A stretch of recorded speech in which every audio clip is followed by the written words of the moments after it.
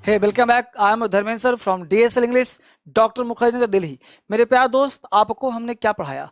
Day 1 से day 8, यानी day 1 से डे 8 तक आपने काम कंप्लीट कर लिया। मुझे उम्मीद है कि आपने किया होगा। अब हम लोग लंबे सफर पे चलेंगे। यहाँ तक 8 दिनों का सफर था, फिर से लेंगे हम लोग 8 दिन का एक एडवांस क्लास। लेकिन आज डेट में समाप्त करता हूं, फिर मैं आपको अगले चरण के लिए कल से शिफ्ट करूंगा। तो सबसे पहला काम, आपने बेसिक क्लास सब कुछ किया होगा, आपने हर काम किया। जितने पार्ट 7 तक आपने देख लिया होगा, पार्ट 8 देख लिया होगा। आज डे 9 है, लेकिन हम लोग डे 8 देख करके आपके जो बचे हुए पार्ट थे ऑब्जर्वेशन, इस पे आज क्लास लास्ट करना है हम लोगों का। यानी आज टुडे आपका बेसिक क्लास D1 से, यानी डे 1 से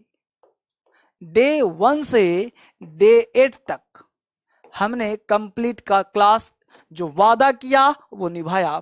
डे 1 से लेकर के डे 8 तक हमने क्लास आपको कंप्लीट कर दिया और क्लास आपको हमने फिनिश कर दिया। तो डे 1, डे 2, डे 3, डे 4 सब हो गया हम लोगों का। अब प्रश्न उठता है कि डे 8 हो, आज लास्ट हम लोगों का हो रहा ऑब्जर्वेशन। इसमें क्या किया जाए? ऑब्जर्व करने का प्रयास हम लोग करते हैं। इसमें चीजें ऑब्जर्व होती हैं। यहाँ पे कुछ चीज आपको बताऊंगा, कुछ सिखाऊंगा, जिसमें आपको अलग से काम किया जाएगा। तो सबसे पहले चलते हैं हम लोग आज ऑब्जर्वेशन पे कि आखिर अंग्रेजी बोलने के लिए क्या करें।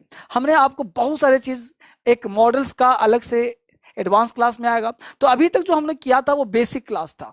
आप सभी कॉपी करने के बैठ गए हो, ठीक है, बिल्कुल सही। अब हम लोग डे 8 में एक बेसिक क्लास को आज क्लोज करके एक नए की तरफ बढ़ेंगे हम लोग। तो सबसे पहले ऑब्जर्वेशन को समझते हैं कि अंतिम। तो सबसे पहले सीखना क्या है? Art of questions, art of answer. Art of questions, art of answer. तो इसके लिए आर्ट ऑफ क्वेश्चन को ऑब्जर्व करना सीखना है। अब यहाँ पे एक वर्ड लिया हमने, एम। अब एम लिया, अब एम लेने के बाद हमने आपको क्या क्या ऑब्जर्व करना है। हमने आपको सिखाया था 8 पॉइंट। तो एक पॉइंट दिया था art of questions, art of answer. सबसे पहले आप ये देखो कि क्वेश्चन पूछने का क्या तरीका है और उस क्वेश्चन को जवाब कैसे देना है। यही मैं 8 दिन समझाने का प्रयास कर रहा हूं। क्योंकि स्पीकिंग में होता क्या है? लिसनिंग, स्पीकिंग, रीडिंग, यानी हम लोग सुनते हैं और फिर उसका रिस्पॉन्ड करते हैं। तो at first try to listen, यानी हमने एक वर्ड लिया एम, मैं आपको आर्ट दे रहा हूं जिसके माध्यम से हजारों सेंटेंस आप बोल सकते हो। जैसे हमने यहाँ पे एम, एक वर्ड लिया, एक ऑक्सिलरी वर्ब लिया, और उस एम के माध्यम से आपको name, information, age, qualification, hobby, family, ये सब के बारे में आप अपना परिचय दे सकते हो। यानी आपको इंट्रोडक्शन देना है। तो एक परिचय का ही तो पात्र है, लेकिन वर्ब कितना लिया? एम। आपको सीखना 24 होते हैं auxiliary verb. Is, am, are, was, were, do, does, did, has, have, had, will, shall, should, can, could, may, might, must, ought to, ये सब क्या ऑक्सिलरी वर्ब होता है। इस सब के माध्यम से आपको हजारों सेंटेंसेस बनाने आने चाहिए। इसके साथ साथ मैंने एक बात कहा था कि डीएसएल लर्निंग पर जाओ, वहां बेसिक क्लास दे रहा हूं डेली। तो शायद आपको अब सुन पा रहे हो, नहीं सुन पा रहे हो, जा पर नहीं जा पा रहे हो। तो कहने का सेंस है name, information, age, qualification, hobby और फैमिली। अब मेरा कहने का सेंस है बच्चे कि एम को उठाया, अब एम को उठा के नेम से, अब नेम पर हमने लिखने का प्रयास किया कि आपका नाम क्या है। तो आपको बोलना है, यहां जो क्वेश्चंस को पूछेगा कि व्हाट इज योर नेम, तो आपको आंसर देना है आई एम। यानी नेम बताना है तो आई एम, जो भी आपका यहाँ पे नाम हो, नाम जोड़ देना है। जैसे आई am Dharmendra sir,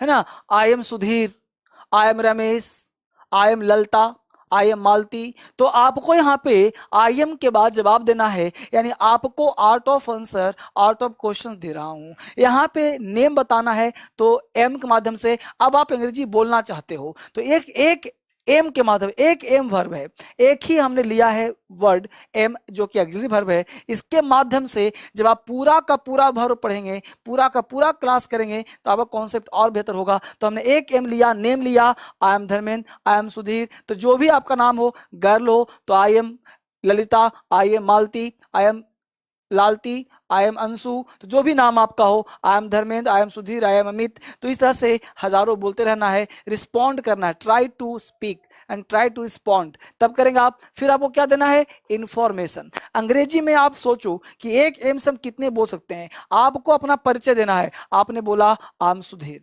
I am Lalita, I am Dharmendra sir. अब आपको देना है इंफॉर्मेशन। इंफॉर्मेशन का मतलब है कि आप क्या हैं, आप क्या हैं। तो is, am, are, was, were, यहाँ बहुत सारे वर्ब हैं, लेकिन एक हमने एम लिया है। तो आपने बोला, इंफॉर्मेशन दिया कि I am teacher, I am teacher, I am doctor, I am an engineer.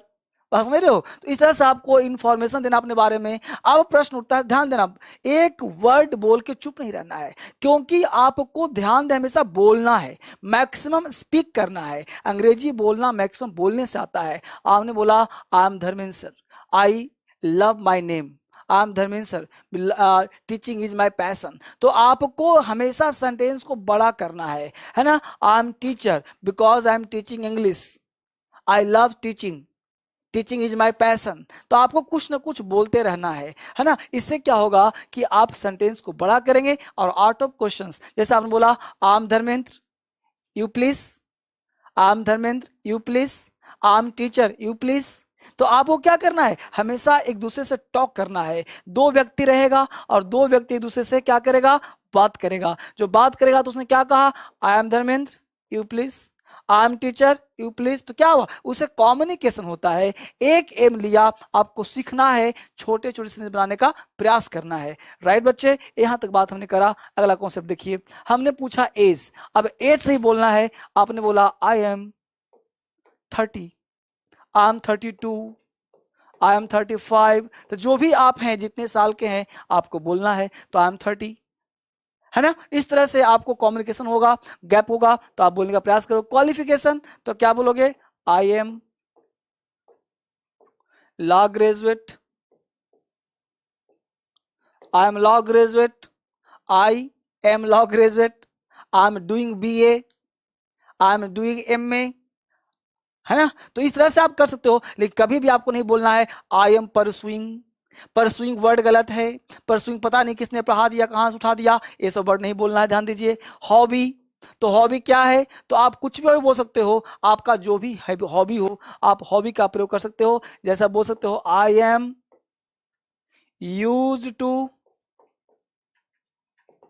Playing cricket, I am used to playing cricket, I am used to playing hockey, I am used to playing football, I am used to reading books. तो I M के माध्यम से used to लगा करके ING लगा देना है। I am used to reading books, I am used to playing football, I am used to dance, कुछ ही बोल सकते हो आप बच्चे। अब नेक्स्ट है फैमिली। तो आप बोल सकते हो I am elder to my family,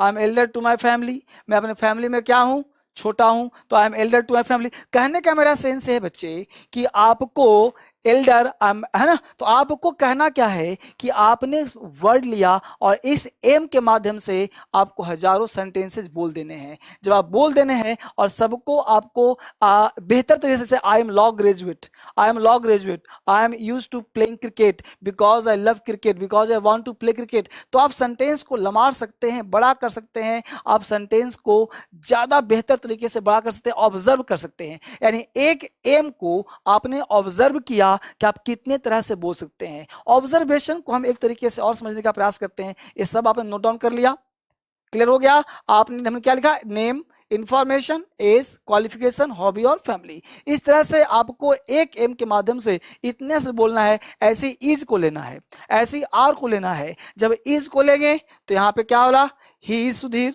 he is Dharmendra, है ना। हमने इज को लिया, इज का मतलब थर्ड पर्सन लेना चाहिए, है ना। He is a teacher, he is 32, he is doing, कुछ तरह से कर सकते हो आप इस तरह से। तो आपको बेहतर बोलने का प्रयास कोशिश करना है। अब यहाँ पे कुछ मैं एक्स्ट्रा पढ़ाने का प्रयास करता हूँ। मैं बेसिकली सिखाने का प्रयास करता हूँ आपको ऑब्जर्वेशन। ऑब्जर्वेशन में क्या होता है बच्चे, वो जानने का प्रयास कीजिए। हम किसी भी चीज को ऑब्जर्व करते हैं। जब हम किसी को ऑब्जर्व करते हैं तो ऑब्जर्व करने में दो कॉन्सेप्ट होता है, ध्यान दीजिएगा। एक होता है कि सब्जेक्ट प्लस, आपने एक वर्ड लिया स्टार्ट, समझिएगा और से स्टार्ट लिया, स्टार्ट्स लिया, स्टार्टेड लिया। अब इसके बाद थोड़ा सा एडवांस क्लास शुरू होगा। आज आपका बेसिक क्लास लास्ट हो रहा है। इसके बाद हम फिर कल से एक नया सीरीज शुरू होगा, फिर से डे 1 डे 2 का, और फिर से हम लोग आगे बढ़ेंगे। और आपको हमेशा साथ रहना है। आपने वादा किया सर साथ रहूंगा, तो साथ रहना सिखा कर छोड़ दूंगा, 100% प्रॉमिस है मेरा।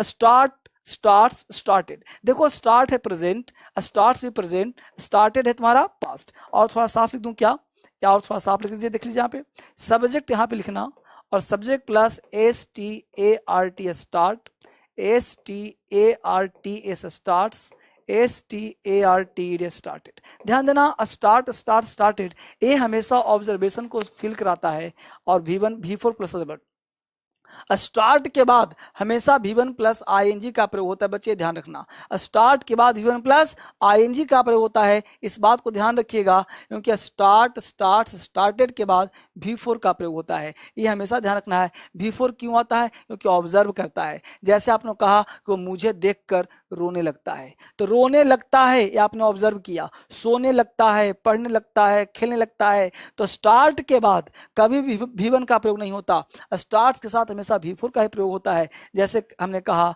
कि वह रोने लगता है, समझिए बढ़िया से, रोने लगता है, हमने कह दिया he starts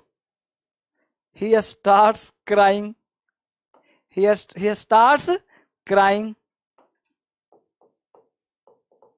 है ना। वह पढ़ने लगता है, he starts रीडिंग, वह सोने लगता है, तुम सोने लगते हो, यू स्टार्ट स्लीपिंग, तुम सोने लगते हो, यू स्टार्ट स्लीपिंग। वह रोने लगता है, ही स्टार्ट्स क्राइंग, वह रोने लगता था, ही स्टार्टेड क्राइंग, तुम सोने लगते थे, यू स्टार्टेड बी स्लीपिंग, है ना। तो आप कहने का सेंस मेरा ये है कि आपको स्ट्रक्चर पे भी काम करना होगा, और स्ट्रक्चर क्या करता है? ऑब्जर्व करता है, ऑब्जर्व करता है, और ऑब्जर्व करने के लिए बहुत सारे स्ट्रक्चर होते हैं। स्ट्रक्चर नंबर 2 पे काम कर रहा हूं, उस पर ध्यान दीजिए। स्ट्रक्चर ये होता है बच्चे कि आप किसी चीज को, जैसे आप क्या कहते हो कि मैं दूध से अधिक दही पसंद करते हो, आपने ऑब्जर्व किया। आपके पिताजी बस से अधिक ट्रेन पसंद करते हैं, आपने ऑब्जर्व किया। तो जिस चीज को हम ऑब्जर्व करते हैं उसका एक स्ट्रक्चर होता है। जैसे ध्यान दो, सब्जेक्ट प्लस प्रेफर, देखिए और मैं साफ लिखता हूं बढ़िया से, यहां मैं और बढ़िया से लिख देता हूं, देखिए बोर्ड पे कि सब्जेक्ट प्लस प्रेफर, देखिए गौर से, है ना। आप कर सकते हो prefers plus noun plus two plus noun, है ना। तो ये हमने प्रेफर को डिसाइड कर लिया। इस प्लस के बदले अब चाहो तो इसको ऐसे डिसाइड कर सकते हो, यहाँ पे 2 बन जाएगा, इसके साथ एक तो ये बन जाएगा, एक और बन जाएगा V4 प्लस 2 प्लस V4, ठीक है। ये 2 तरह का स्ट्रक्चर बना सकते हैं प्रेफर से। जैसे जिस चीज को आप पहले पसंद करेंगे वो पहले आएगा, वर्ब आएगा तो ING आएगा, ING इसलिए आएगा कि जेरंड आएगा। हमने DSL लर्निंग पर पढ़ाया था कि V4 का मतलब जेरंड होता है। तो V4 और नाउन, ये V4 नाउन दोनों सेम होते हैं, है ना। जैसे हमने कहा कि she prefers reading to writing,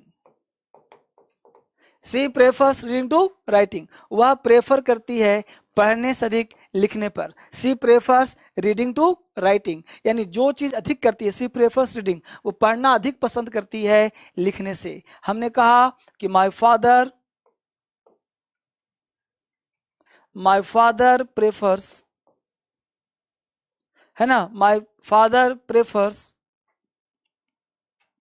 curd to milk, मेरे पिताजी प्रेफर करते हैं दही से, दूध से अधिक दही, प्रेफर करते हैं कर्ड मतलब दही से अधिक, दूध से अधिक दही। तो इसको अधिक पसंद करते हैं, इसको कम पसंद करते हैं। तो मेरे पिताजी दही अधिक पसंद करते हैं, दूध कम करते हैं। तो जिस चीज को प्रेफर, आप चाहो तो 1000 बोलो, you prefer milk to rice, you prefer curd to milk, you prefer bus to train, तुम बस से अधिक ट्रेन पसंद करते हो, यू प्रेफर ट्रेन टू बस। तो जिस चीज को अधिक पसंद करते हो उसको पहले कर देना। हमने कहा she prefers reading to writing, she prefers sleeping to reading, she prefers read to write गलत हो जाएगा, एग्जाम में अक्सर पूछा जाता है। यहां तक बच्चे समझ में आ रहा है? मेरा कहने का सेंस है बच्चे कि ये बेसिक क्लास यहीं तक हम लोग समाप्त करेंगे। आप समझिए गौर से, हम लोगों ने बेसिक में क्या करा? हमने बेसिक में करा डे 1 से डे 8 तक, यह बेसिक हम लोगों का समाप्त हो गया, फिनिश हो गया। अब हम लोगों को क्या करना चाहिए वो जानिए। अब हम लोगों को न्यू कॉन्सेप्ट जो कि एडवांस होगा, एडवांस। तो मैं आपको 1-2 दिन का समय दे रहा हूं, आप एडवांस पे आने से पहले आप पूरे बेसिक को कंप्लीट कर लें, डे 1 से लेकर के डे 8 तक। और पूरे डीएसएल लर्निंग मेरा ही चैनल है, उस पे जाके, एक तो डीएसएल इंग्लिश है, डीएसएल लर्निंग पर 2 बजे आता हूं, डीएसएल इंग्लिश पर 9 बजे आता हूं। ये दोनों पे जाकर के आप पूरे बेसिक को देख लें और देख करके अपना दिमाग और कॉन्सेप्ट दोनों ठीक कर लें, और कर करके फिर हम लोग मिलते हैं एक नए इतिहास में और एक नए कॉन्सेप्ट में, और वहां से चलते हैं हम लोग एक नए स्ट्रक्चर को लेकर के, एक नए क्लास को लेकर के। तो मुझे आप कमेंट करो, वहीं पे आपको सारे एडवांस, तो पहले बताऊंगा सिलेबस क्या होता है, पहले बताऊंगा कि आखिर इसका क्या सिलेबस है, ठीक है, एडवांस क्लास स्पोकन का क्या सिलेबस है, वो डिटेल बता करके फिर हम लोग वहीं से स्टार्ट करेंगे एक नए दुनिया में। तो कमेंट करो, आप सभी नए और एडवांस क्लास करने के लिए तैयार हो? क्या आप तैयार हैं कि एडवांस क्लास कर सकते हैं? अगर तैयार हैं तो मुझे कमेंट करिए। हम लोग एक नए सफर की तरफ चलेंगे, बढ़ चलेंगे, आगे निकल चलेंगे। इसके साथ साथ जो बच्चे का बेसिक बहुत कमजोर है, तो मैं उन्हें फिर से सलाह दूंगा कि आप मेरा जो डीएसएल इंग्लिश ऐप है डाउनलोड कर करके आप एडमिशन ले लें। ये जो नंबर चल रहा है उस नंबर पे कॉल करिए, और कॉल कर करके इमीडिएट कोई क्लास चल रहा हो तो आप ले लीजिए, सोचिए मत, समय बीतता जा रहा है, तुरंत लीजिए एडमिशन और पढ़ना शुरू कर दीजिए। फिर से मिलते हैं हम लोग एक नए वीडियो में, एक नए ऐतिहासिक क्लास में। Thank you very much.